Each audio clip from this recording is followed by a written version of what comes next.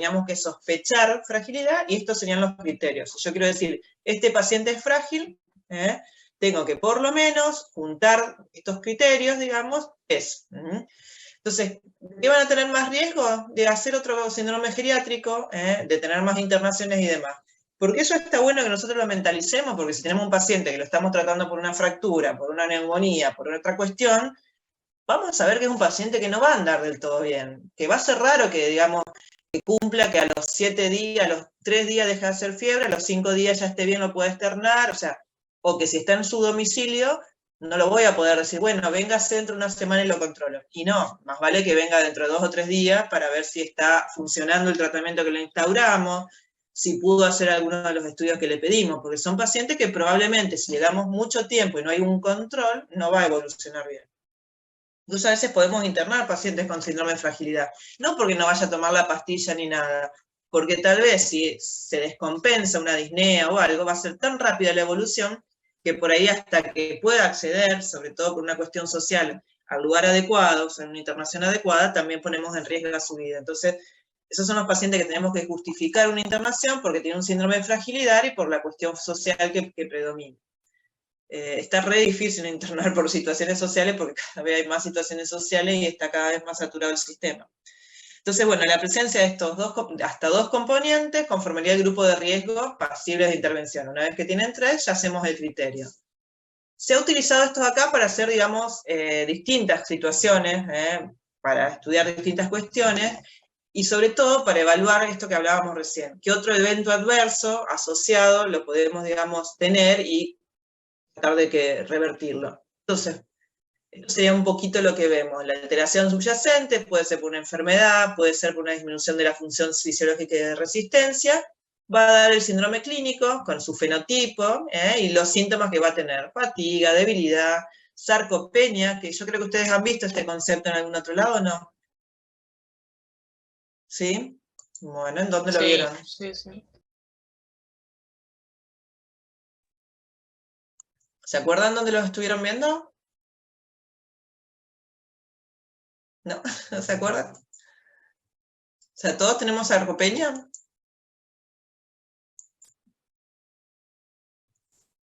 Y ahora no. Ahora no.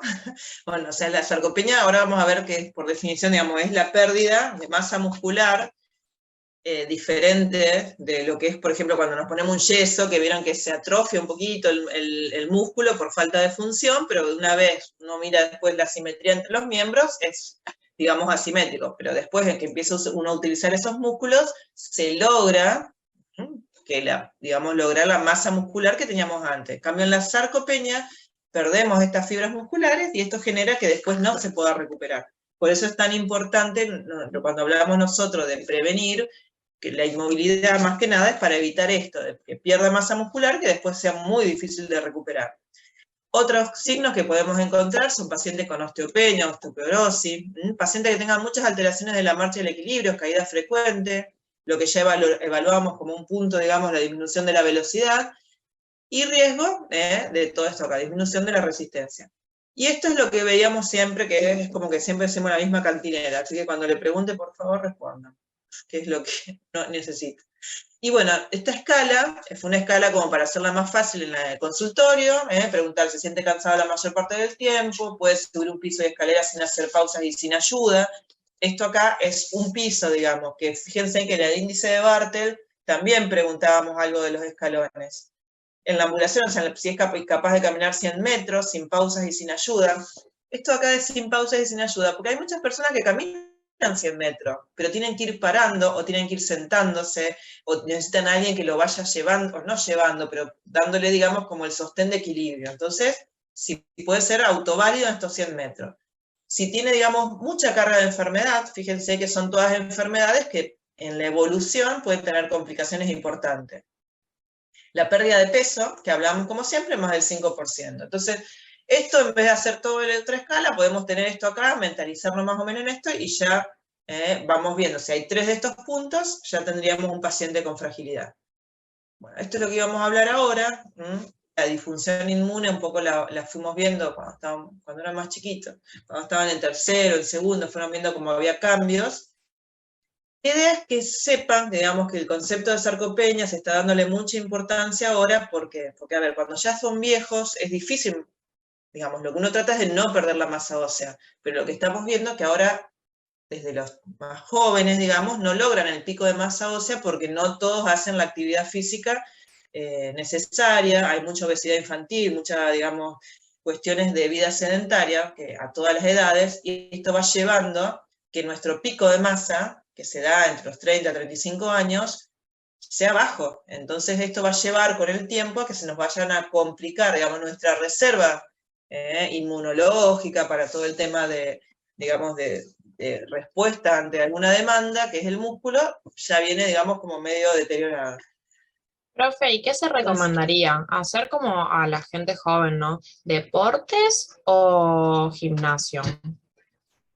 o sea, depende el objetivo. Si el paciente es muy sedentario, y lo mínimo lo que hay que hacer es, para la parte cardiovascular, algo que sea aeróbico, pero después, si tiene muy baja masa muscular, incluso para bajar de peso, se considera ahora últimamente de que tendría que hacer algo, digamos, de gimnasio guiado para aumentar la masa muscular, que la masa muscular tiene mayor metabolismo, entonces, si vos lo restringís en la dieta, que tiene que tener proteínas esta dieta, va a usar el músculo esa grasa que tiene, o sea, para energía, y va a ir aumentando la masa muscular. Por eso depende del objetivo. Para lo Claro, cardiovascular siempre necesitamos lo aeróbico. ok. Para eso tendría que tener una mezclita, digamos, suponete si hace por lo menos las 3 horas y media que recomiendan, que es poco, si uno se pone a pensar, porque a veces tendría que ir caminando y venir de los lugares, tendría que tener la mitad que sea aeróbico y la otra mitad para aumentar la masa muscular. Y bueno, entonces, bueno, vemos que se va perdiendo, o sea, el pico, después del pico de la masa ósea, por eso es importante que uno haga una actividad física previa, de joven, y tampoco que me venga a los 80 años con el histórico de que yo cuando era joven corría 50 kilómetros, o sea, está buenísimo, porque lo accedió a hacer, digamos, lo pudo hacer, pero esa masa ósea que tuvo ahí al año de no hacer nada, ya la perdió, ¿eh? Entonces, siempre hay que decirle que lo importante, está bueno lo histórico, pero lo importante es lo actual. Porque hay pacientes que a veces te cuentan que son maratonistas, esto y lo otro, pero hace 1000 años que no hacen nada. Entonces, eso no nos sirve. Entonces, bueno, ¿qué vamos a evaluar, digamos? Como se va aprendiendo, ¿qué es lo que nos va a dar la pérdida de masa, la velocidad de la marcha, la capacidad, digamos, la baja actividad física, lo que hablamos de la fuerza de propulsión, aumenta el riesgo de caída, porque obviamente cuando uno empieza a envejecer, vieron que cambia un poco de lo que es el nivel de equilibrio, digamos, dónde está la línea de equilibrio, aumenta también a veces la base de sustentación, pero no puede, digamos, complementar esta pérdida de eje y aumenta el riesgo de caída. Disminuye la tolerancia al ejercicio. Muchos pacientes me dicen, no, empecé gimnasio, casi me muero. A ver, no, porque o sea, uno no puede sumarse a un grupo que ya viene trabajando hace mucho. Tiene que estar adecuado y por eso tiene que ser progresivo también. Disminución para mantener la temperatura corporal también nos va a generar esta pérdida de masa muscular. O sea, en realidad nos va a generar muchos cambios. Vieron que uno ve los pacientes que son frágiles, digamos, esos pacientes que son muy viejitos, que parecen viejitos todos chiquititos, sin masa muscular, siempre están con frío, siempre una remera mangas largas, un busito, una cosita, porque son pacientes que no tienen, digamos, para la termogénesis, no tienen, entre que el hígado, digamos, ya debe tener sus complicaciones, más la falta de músculo, la termogénesis obviamente está disminuida. Nosotros acá, como hace tanto calor, no nos damos tanto cuenta de esto, pero en los lugares donde hace más frío, esto es una causa importante de hipotermia. Entonces, bueno, ¿la sarcopenia solamente se da en los viejos? No, bueno, está la primaria, que digamos que es la que se da a medida que uno va aumentando la edad, que envejece. Después está relacionada con la nutrición, cuando el aporte dietético, sobre todo de proteínas, es muy bajo, porque ustedes van a ver que está el obeso sarcopénico, o sea, el obeso que es grasa y que tiene poca masa muscular. Entonces esos pueden ser por distintas causas. Una es la falta de olla, digamos, de proteína, otra es la mala absorción. ¿En quién vamos a ver esto acá, digamos, que nos va a generar baja absorción de proteínas? ¿Recuerdan alguna de las enfermedades? Celíaco, ¿se acuerdan? Sobre todo los celíacos chiquitos, cuando la enfermedad se da desde la primera infancia, ¿se acuerdan que tienen un retraso del crecimiento? Cuando es más adelante, muchas veces como ha tenido la posibilidad de absorber proteína, porque no estaba tan inflamado el tubo digestivo, por ahí tal vez tengan la talla adecuada y todo, y después empieza a haber esos cambios de osteopenia, o sea, empieza a utilizar las proteínas del organismo porque no las puede absorber bien. Entonces, todo lo que sean trastornos gastrointestinales, primarios por enfermedades, secundarios por medicación o por irradiación o por estas situaciones, también va a generar, digamos, esta sarcopenia. El paciente oncológico, chicos, que es el más frecuente, que uno tiene la idea de adelgazado, pérdida de masa muscular y demás. O los que provocan anorexia. Uno de los que provocan anorexia, por ejemplo, son algunos antidepresivos, como la fluoxetina, que mucho tiempo se usó como un anorexígeno para dietas, que por ejemplo en los adultos mayores preferimos, por los síntomas muscarínicos que da, y además por la anorexia que genera, no dárselo, porque si tenemos la sarcopenia habitual, primaria, más esta medicamentosa, se nos complica. La relacionada con la actividad, y es ahí donde tenemos que incidir nosotros en evitar el sedentarismo, o situaciones donde el paciente está todo el tiempo acostado. No sé, hay gente que todas las enfermedades, cualquier cosita que tiene, ay no, yo me voy a la cama. O sea, no hace falta que poquitas enfermedades tienen que estar siempre en la cama. Cuando el paciente está con fiebre, cuando el paciente está en alguna situación aguda, sí, pero lo más rápido posible y lo más rápido que el resto de los miembros que no estén afectados en una fractura. Entiendo, amiga, ¿levantarte por dónde? ¿Levantarte de dónde? ¿Levantarte qué tienen que hacer? De no estar en la cama. No sé qué. Se me, Micrófono prendido, me parece. se me bueno. activó el micrófono a mí, profe, perdón. No, está bien. Capaz que como justo dije de levantarse de la cama. Bueno, entonces, bueno, siempre que tengamos algo, por ejemplo, si tiene una fractura de brazo, bueno, barro, esa zona que no la mueva, pero el resto del brazo, las otras dos piernas, las puede mover. Incluso cuando están en la cama, cuando están internados de shock, por insuficiencia cardíaca, por una neumonía, por lo que sea, hay que decirle que el paciente, si se puede rotar solo, que se rote solo, que estire, retraiga las piernas, que mueva los brazos, que haga respiraciones profundas, o sea, todo lo que se pueda mover va a mejorar, digamos, va a disminuir lo que se llama desacondicionamiento para que no pierda tanta masa muscular. Y otra cuestión que hablamos de la nutrición, cuando los pacientes están internados, hay que asegurarse de que los que puedan comer y tengan tolerancia, la dieta que sea más que nada proteica. No sé si se fijan en lo que come la gente en los sanatorios, en los hospitales. A veces todo hidrato de carbono, o sea, no necesitan tal vez los hidratos de carbono, lo que necesitan más que nada para poder tener las defensas más altas, para no perder masa muscular, es proteína. Tenemos los casos especiales de insuficiencia renal y demás. Después, bueno, la relacionada con enfermedades, ya vimos una que era la parte oncológica, hay trastornos endócrinos donde aumenta el cortisol, el hipertiroidismo y demás, que se puede dar también sarcopenia. Hay casos de hipertiroidismo que se dejan avanzar porque no consultan en forma precoz, que a veces pierden masa muscular, que después cuando, a pesar de que se mejora el estado de tiroides, digamos, se baja un poco todo el aumento del catabolismo, el paciente refiere que a pesar de eso no puede recuperar la masa muscular y muchas veces le da debilidad en miembros inferiores o en lo que es, digamos, manejo de tronco. Entonces, bueno, esto sería el ciclo, es interesante, no es para tomar porque es medio larguito, pero bueno, uno puede tener distintas formas de ingresar, disfunción endocrina, anorexia por el envejecimiento, alguna enfermedad, cambio musculoesquelético, digamos, distintas cuestiones que nos van a ir a llevar a la pérdida de masa muscular, la desnutrición crónica también, y todo esto, digamos, va a ir generando una cuestión que va a generar pérdida, digamos, de lo que es la independencia, mayor discapacidad y demás. Estaba pensando acá en el tema de desnutrición crónica. Todos estos pacientes, digamos, que tienen trastornos alimentarios, también es muy frecuente. Nosotros ahora le ponemos una etiqueta a los trastornos alimentarios, pero tenemos muchas mujeres de 70, 80 años que no tenían una etiqueta y que uno ve el recorrido y la masa muscular que uno ve que ha tenido, y son personas que han tenido trastornos alimentarios por ahí importantes y que no han sido, digamos, ni diagnosticados o no le han puesto, digamos, la etiqueta y no han sido tratados. Entonces, también tener en cuenta que hay muchas mujeres y hombres, pero más mujeres, con anorexia en etapas tardías. Entonces, también hay que tratarlas y también hay que abordarlas. Esta escala es una de las escalas de los que preguntaban los otros días, otra de las escalas que por ahí tienen que reconocer, se tienen que acordar, es una escala de sarcopenia que hace estas preguntas que si ustedes se fijan son muchas y muy parecidas a lo que es fragilidad. ¿Qué tanta dificultad tiene para llevar o cargar 4,5 kilos? qué tanta dificultad tiene de cruzar cruzar un cuarto caminando solo, digamos, que es más o menos una pieza habitual, tiene entre 4 y 5 metros. ¿Cuánto le cuesta levantarse de una silla? Uno acá son preguntas, pero también le puede pedir que lo haga, porque te puede decir no me cuesta y uno ya vio que se sentó, entonces le puede pedir que haga esa actividad en ese momento.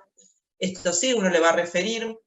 Yo, por ejemplo, estoy en un consultorio en primer piso, le pregunto muchas veces a los adultos si subió por la escalera o por el ascensor, entonces muchos suben por el ascensor, por la escalera porque te tienen miedo al ascensor y les cuesta una cantidad, pero bueno, les pregunto si se agitó, si sintió que era muy alto para subir por escalera, y las veces que se ha caído en el último año.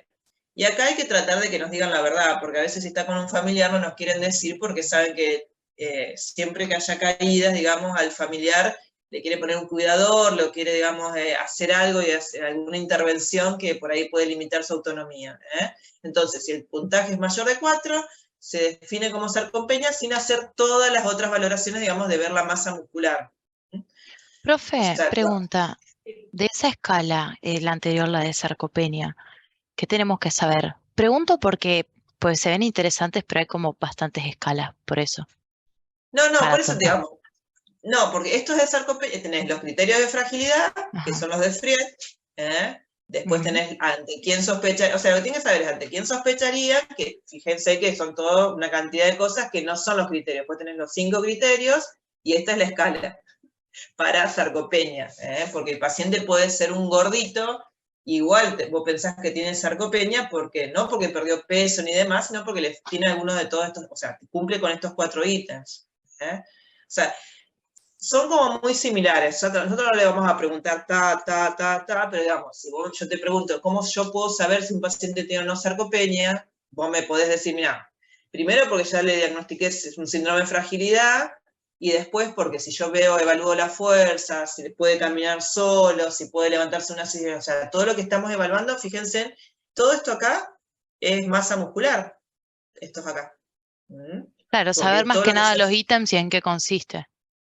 Claro, por eso, o sea, no le vamos a preguntar así, no les voy a decir cuánto tiene que tener, 4 o 5, 6, no, eso yo no les voy a preguntar esto, pero si ustedes me hablan, no, tengo que evaluar todo lo que sea pérdida de masa muscular, como puede ser la fuerza, la caída, si se cansa, o sea, esto, digamos, que me sepan responder por qué la sarcopenia puede incidir o estar relacionada con la fragilidad. Bien, porque perfecto. ya está en uno de los criterios. Gracias. La idea es que no aprendan las cosas de memoria porque después no se acuerdan. Entonces, bueno, vemos que esto volvimos a hablar lo mismo, reserva de la funcional, síndrome de fragilidad, riesgo de dependencia. ¿Cuáles serían los instrumentos? O sea, tenemos para ver si tiene sarcopenia, porque tenemos, digamos, una herramienta que puede ser unas preguntas que le hacemos, pero bueno, hay otro que dice, no, yo quiero medir, quiero saber cuánto tiene de sarcopenia, entonces hay distintas cuestiones. Algunas son para investigación, la tomografía, la resonancia, son para investigación porque, bueno, es para ver si alguna intervención, o la DEXA, digamos, está acá, si alguna de las intervenciones que yo voy a realizar van generando, digamos, algún cambio. Sí, lo que podemos hacer, que nosotros no estamos acostumbrados, pero que lo podemos hacer, es el perímetro del pantorrillo del muslo, y después tenemos escalas de acuerdo a la altura y la talla, o sea, la talla general del paciente. Igualmente, hay pacientes que no hace falta que lo midamos porque ya le vemos unos bracitos o unas piernitas, una pantorrilla que está muy adelgazada, que ya son pacientes que no se pueden levantar solo de la silla, que obviamente no pueden subir una escalera, digamos, caminando y demás. Podemos evaluar, digamos, también la fuerza de prensión, que dijimos que tenemos el dinamómetro, la flexión y extensión de la rodilla, esto acá el paciente no tiene que tener artrosis. Y después tenemos esta batería de rendimiento físico que lo hace por lo general el kinesiólogo, que consiste en, creo que algunos de los chicos habían dicho que lo habían hecho en alguno de los años, que consiste en hacerlo sentar, parar, caminar un trecho, dar vuelta, volverse a sentar, digamos. Son varios pasos como para ver, o sea, medimos en cuanto hace todas esas actividades y vemos el rendimiento físico. La velocidad ya lo hablamos, y la prueba cronometrada desde de levantarse y volver otra vez, que decíamos que lo podía hacer. También podríamos hacer la prueba de subida de escalera, pero chicos, es medio peligroso, así que más vale le preguntamos si lo pudo hacer, o ponemos el consultorio como estoy yo en el primer piso y preguntamos por dónde subió. Pero digamos, la idea es que no vamos a hacer eso. Pero sí podemos hacer, si tenemos el dinamómetro, podemos hacer el tema de la prueba cronometrada, pedírsela a los kinesiólogos. Y esto acá es lo que yo les decía, que nosotros no estamos muy acostumbrados, pero bueno, un poquito viendo acá, tenemos otros parámetros. No sé si ustedes vieron en laboratorios, ¿vieron laboratorios? Sí. O sea, cuando veían laboratorios, ¿para qué servía cada cosa? Para lo que pedían albúmina, para lo que pedían, digamos, transferrina o colesterol. O sea, estos 4 parámetros, albúmina, transferrina, colesterol y los linfocitos, nos permiten saber indirectamente el estado de nutrición del paciente. Entonces, si nosotros vemos que estos parámetros están muy bajitos, ya sabemos que tiene un problema de desnutrición. Después tendremos que ver si es por un trastorno de absorción, si es por un trastorno hepático, digamos, desde dónde viene la causa. Pero es otra herramienta más que podemos tener, porque ya nos trajo el laboratorio. Es raro que pidamos albúmina de rutina, no sería de rutina, pero por ejemplo, viene un paciente que le han pedido porque sospecha una insuficiencia hepática, entonces podemos pedir una albúmina o la puede tener pedida. La transferrina por lo general lo usamos como parámetro de inflamación o como parámetro metabólico para ver si hay problemas de, digamos, de anemia y demás, pero nosotros también lo podemos pedir para nutrición. El colesterol total y los linfocitos. El colesterol total lo tenemos que evaluar en el contexto de que no esté tomando medicación para el colesterol, porque si está tomando medicación para el colesterol, entre su desnutrición y la medicación que toma, puede darle valores muy bajos y no ser fiable. Y dentro de lo que es la circunferencia de la pantorrilla, fíjense que sin estar mal, digamos, como valor medio, fíjense cómo va disminuyendo, 29-19, o sea, cuál es lo que uno va a ir esperando, en centímetros. Esto es más o menos parecido, pero después empieza a disminuir 1 o 2 centímetros, pero eso tiene implicancia en lo que es la movilidad, en lo que es el desarrollo de su vida diaria. Entonces, bueno, siempre tener en cuenta, a veces nosotros le preguntamos al paciente, ¿le queda más grande la ropa? ¿Le queda igual? Y el paciente te dice que sí, pero lo que hay que tener en cuenta es que empezamos a tener más volumen de grasa que de masa muscular, entonces no es tan fidedigno, porque tenemos muchos pacientes que voy a decir, bajó un 5%, no, aumentó de peso, pero en realidad cuando nosotros después vamos a hacer un estudio, que realmente no lo hacemos, pero que podemos llegar a ver, esta era su masa muscular, digamos, por tomografía en un momento. La pierna sigue siendo igual o un poquito aumentada de diámetro, pero lo que vemos es como si fuera todo grasa. ¿Vieron cuando compramos la carne que vemos que tiene la grasa entre medio? Bueno, tiene aumento de la grasa, el depósito de grasa, entonces parece que el paciente tuviera las mismas características, digamos, que hace 5 o 4 años, y el paciente no tiene fuerza para caminar, no tiene fuerza, porque en realidad perdió masa muscular. El diámetro de su miembro es el mismo, pero su masa muscular ha disminuido bastante. Entonces, siempre tener en cuenta que también podemos tener sarcopenia y podemos tener nutrición en un paciente que tenga sobrepeso. Este es el dinamómetro, yo voy a ver si lo puedo llevar. Lo están usando muchas veces como una medida rápida para ver, digamos, estado del paciente y pronóstico. Cómo está nutricionalmente, porque si tiene fuerza, nos hace como un diagnóstico de que está nutricionalmente bien, de la capacidad funcional que tiene, esto de poder levantarse, dar vuelta, entonces hay un correlato bueno, digamos, y el estado de salud. Y digamos, si los parámetros son malos, el tema de mortalidad, de cuánto tiempo más va a estar internado, y cuál va a ser la recuperación, digamos, para la funcionalidad, si va a estar más cerca o más lejos, digamos, de lograrlo a corto plazo. Y esto es lo que tendríamos que ver, o sea, es como por edades, tenemos diferencia, mano derecha, mano izquierda, siempre se pregunta cuál es la mano hábil, vieron que nosotros mismos tenemos más o menos fuerza para algunas cuestiones con una mano o con la otra, y cómo va a ir bajando, fíjense con el paso del tiempo, cómo va bajando, fíjense de 33 a 22, y las mujeres también, de 19 a acá como 9, nada casi, va siendo, digamos, nada. Se usa también muchas veces en lo que es cardiovascular, porque con estos parámetros, con esta medición de fuerza, en estudios para cardiología, los pacientes adultos mayores, ya si le daba bajo los valores, los tomaban como frágiles y veían cuál era la evolución con los mismos tratamientos y cómo hacían con las dosis y demás. Entonces, bueno, recordar, la fragilidad es un proceso dinámico, donde el paciente nosotros vamos a ver que desmejora y que muchas veces podemos recuperar en algunas situaciones, pero que mucho de lo que tenemos que salvaguardar, digamos, es lo que es esta masa muscular. Que uno dice, bueno, viene un viejo y queremos que tenga músculo. Bueno, sí, porque tenemos una reserva en salud importante cuando tenga una buena masa muscular.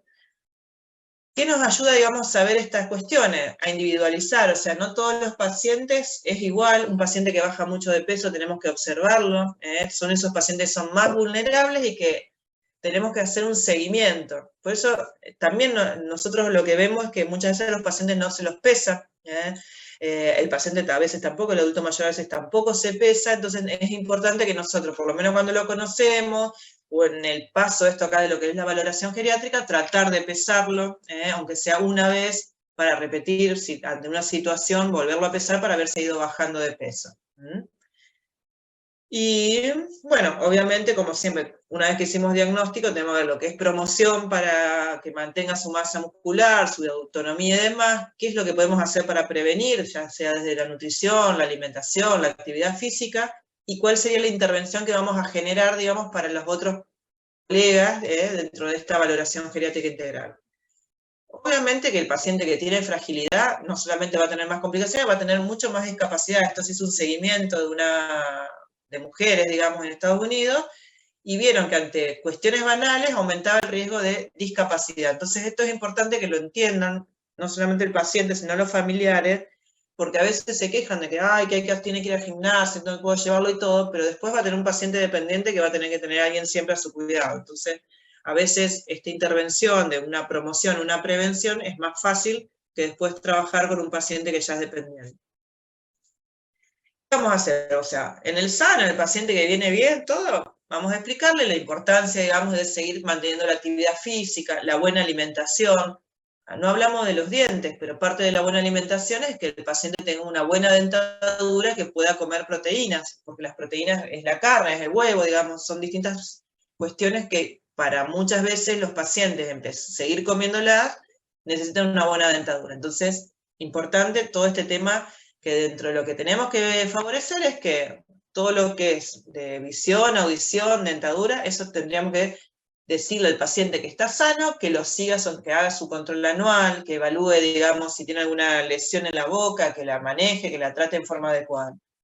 En aquellos pacientes con ya discapacidad, porque vienen de discapacidades más jóvenes o porque por alguna situación están con una discapacidad en adultos mayores, seguir trabajando sobre lo que sea de mejorar, de curar, digamos, de mejorar esta situación, y lo que sea preventivo, o sea, es prevenir escaras, prevenir, digamos, atrofia de lo que es brazos y miembros superiores, como para que puedan seguir deambulando, sean autoválidos, digamos, mientras mantengan la coordinación de su silla de rueda.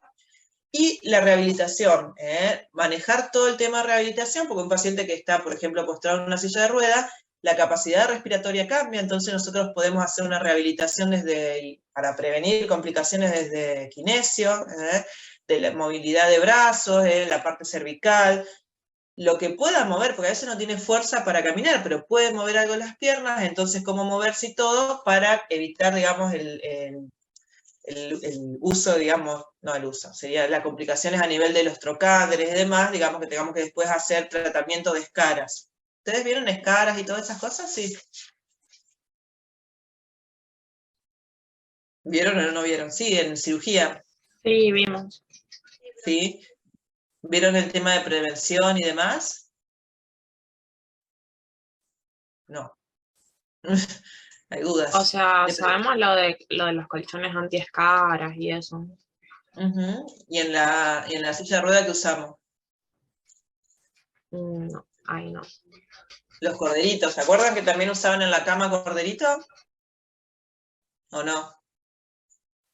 Bueno, ahí se le llama corderito porque puede ser de corderito realmente o un vellón sintético que es como que permite la aireación y la ventilación, entonces el paciente apoyado en esto disminuye, no es una digamos, superficie dura que no permite. También están los aros de goma, para mí son nefastos porque muchas veces si el paciente no se mueve, es como algo que sobresale y que apoya siempre sobre la misma zona, y por lo general en un paciente muy delgado son los trocánteres, y eso genera tal vez no la escara a nivel, digamos, central en la zona de los glúteos, sino que más sobre los trocánteres, que también muy dolorosa, y después para movilizarse solo en la silla es complicado. Entonces, bueno, Todas esas cuestiones es las que vamos a hablar en este tipo de paciente. Nosotros vamos a darle indicación tal vez que le enseñe el kinesiólogo, porque por ahí nosotros en la misma, depende del peso del paciente, no lo vamos a poder hacer en el mismo. Incluso a que si el paciente tiene estabilidad para mantenerse parado un rato, cada tanto tiempo, que se pare agarrándose de algo seguro y que permita digamos, que los músculos trabajen de las piernas y no descargue, digamos, la zona de apoyo. Y después, en cuanto a los pacientes que ya está en fragilidad, haremos la valoración geriátrica para ver desde dónde, qué plan, digamos, podemos hacer, y empezar a hacer, digamos, este plan de tratamiento y el seguimiento. Recuerden que todo lo que sea en adultos mayores, estas cuestiones así que son crónicas, que son multifactoriales, tenemos que hacer planear un tratamiento e ir siguiéndolo, porque a veces mejoramos algo y ahí aparece con que otro factor era el que estaba incidiendo más, y ahí tenemos que remontar nuevamente y empezar otra estrategia. Entonces, bueno, sí también tenemos que ver el tema de que el paciente, si va a estar en su domicilio, y quién va a ser el que esté encargado de ir a ese domicilio para hacer ese tratamiento. También hay limitaciones que requieren, digamos, mucho uso de personal, porque a veces para hacer un cambio tenemos que intervenir el médico, el kinesiólogo, la terapista ocupacional. Pero bueno, tendremos que ir viendo quién va a tener más incidencia y buscando, digamos, estas herramientas. Y nosotros, más que nada, lo vamos a usar en primer nivel para el tema de prevención, tratando de siempre, digamos, cuando vemos todos estos grupos que tienen factores de riesgo, tratar de ahí empezar a sacar al paciente y a mejorar, digamos, la situación de ese paciente para que no caiga en fragilidad. Después trabajar sobre fragilidad demanda mucho personal, muchas cuestiones de intervenciones muchas veces en el domicilio, y eso obviamente que cuesta más a todo nivel. ¿Qué es lo que vamos a proponer, digamos? Primero, si hay riesgo nutricional, hablar de lo que hablamos. Primero, dentadura adecuada, soporte importante en lo que es proteína. Se pasó de estar esta baja cantidad de proteína, que era 0,8 kg día. En estos casos de fragilidad, se debe tratar de llevar a esta cantidad. ¿Qué pasa? Muchas veces el paciente no mastica bien, le cuesta, digamos, comer tantas proteínas, hace mucho que no come tantas proteínas, entonces, bueno, paulatinamente vamos a tener que trabajar con la nutricionista y explicarle que el objetivo nuestro sería esto. ¿Cómo vamos a hacer? ¿Cómo va a llegar? ¿Con proteínas de carne, proteínas, digamos, lácteas, proteínas, digamos, desde qué punto puede acercar, de acuerdo a eso y a las otras condiciones, probablemente sea hipertenso, sea diabético, demás, entonces, ¿cómo podemos hacer para que paulatinamente vaya aumentando la oferta de proteínas de esa dieta?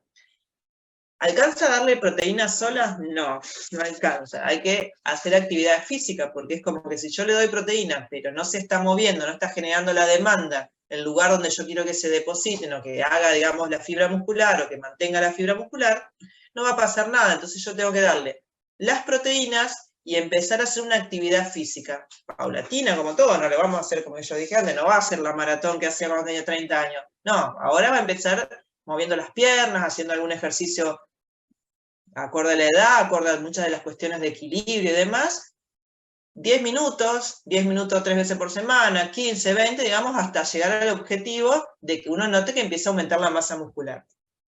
Ahí tenemos también, puede ser prevención o puede ser, digamos, tratamiento de la sarcopenia.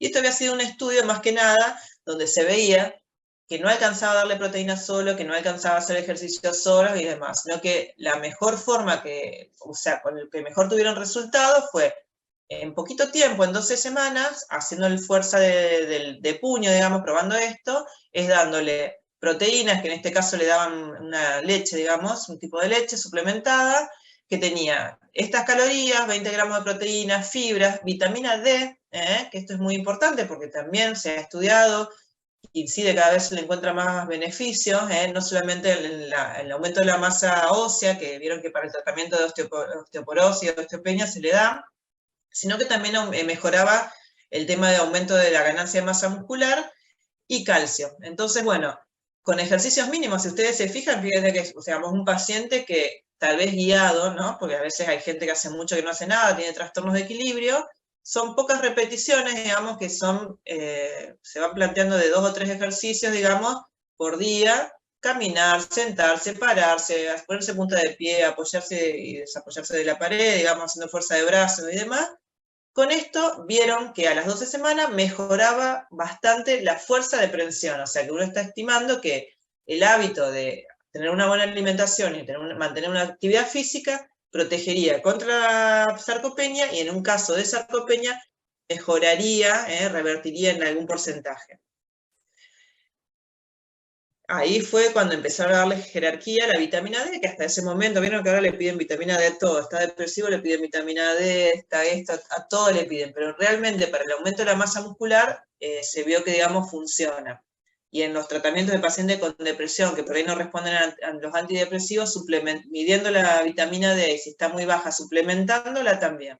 ¿Por qué tendríamos baja vitamina D? Por la exposición solar menor, pero también porque los riñones cada vez tienen menos capacidad para activar. Entonces eso tenemos que tenerlo en cuenta, sobre todo en pacientes que tengan alguna dificultad en la función renal, y después en aquellos pacientes que están pocos expuestos al sol, como los pacientes que están con internaciones geriátricas, o pacientes que, vieron que hay gente que la tienen todo el día dentro de la casa, entonces bueno, decirle que los expongan al sol en horas adecuadas y el tiempo adecuado. No hace falta que esté todo el cuerpo, pero por ahí los brazos, los antebrazos, o por ahí si no quieren estar, digamos, de frente, porque vieron que con los problemas de visión se encandilan, hay mucha gente que no quiere estar, aunque sea, digamos, la cabeza y los brazos, 5 o 10 minutos por día, eso mejora muchísimo lo que es el déficit de la vitamina D. Y se puede usar como tratamiento. Vieron que tiene un marketing tremendo la osteoporosis. Yo por ahí a las mujeres le digo, con el sol y la vitamina D mejora la osteoporosis y te hacen cualquier cosa, hasta caminar. Pero hay un tema que la masa muscular no tiene tanto marketing como lo que es, digamos, el hueso. Entonces yo por ahí muchas veces les explico, si vos podés tener un hueso muy bueno, pero si no tenés masa muscular que te sostenga, te vas a caer, y por más buen hueso que tengas adentro, o sea, te vas a quebrar. O sea, la idea es que sea un conjunto lo que uno trata, tanto los huesos como la parte muscular.